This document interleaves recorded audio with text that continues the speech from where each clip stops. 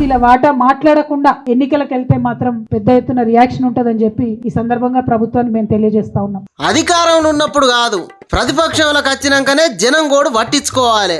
అదే అసలైన రాజకీయం అన్నట్టు చేస్తున్నది మన బంగారు తల్లి కవితక్క. నిద్రలు అప్పుడప్పుడు ఉలిక్కిపడ్డట్టు గడికో ముచ్చట కలవరిస్తున్నది. ఒకటి కాదు, రెండు కాదు, అయ్యా 10 ఏళ్ళు కుర్చీలో కూర్చున్నారా అనే ఆలోచనలు అక్కకు ఒక్క ఏడాదిలోనే టక్క వస్తున్నాయి. మహాత్మా జ్యోతిరావు పూలే విగ్రహం అసెంబ్లీలో పెట్టాలి అని ఆ నడుమ ఒక్కసారి ఉలిక్కిపడ్డది. అందరు అక్కకు ఏదో పీడకల పడ్డది అని యాప మండలతో కొట్టినట్టు చేసే వరకు సల్లబడ్డది. మళ్ళీ ఇప్పుడు నిద్రలో ఏం కలబడ్డదో ఏమో, పంచాయతీ ఎన్నికలు జరగనీయదట అక్క. వచ్చే 3వ తారీఖున పెద్ద సభ పెడుతుందట. అగ్గో మళ్ళీ ఏమైంది అక్కకు, ఎందుకు ఖాళీ మాట్లాడుతున్నది అనుకుంటున్నారా?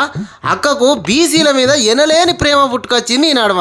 అంటే అంతకుముందు కూడా బీసీల మీద పాయిరం అక్కకు ఎక్కువనే ఉండేది. ఓహో, కామెడీ చేస్తున్నావా? కాకపోతే బీరు బ్రాండ్ బీసీ జనాలకు దాపిచ్చి ఉద్ధరించే లిక్కర్ దందా బిజీగా నడిపింది. ఇప్పుడు 40 బీసీ సంఘాలతోని చర్చలు జరిపి పెద్ద యుద్ధమే చేస్తుందట అక్క.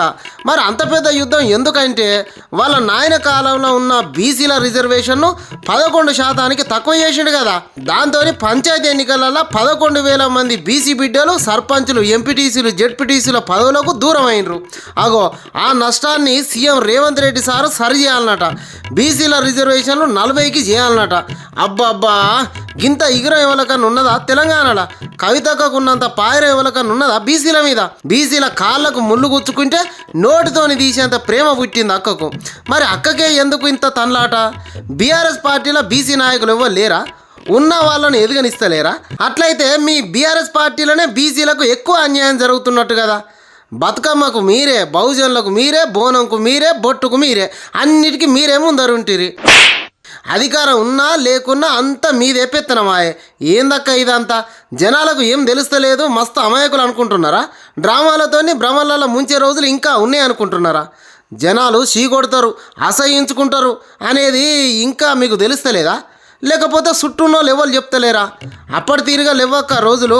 జర డ్రామాల దుకాణం బంద్ పెట్టి జనాలకు మేలు జరిగే పనులు ఏదన్నా ఉంటే చేయండి.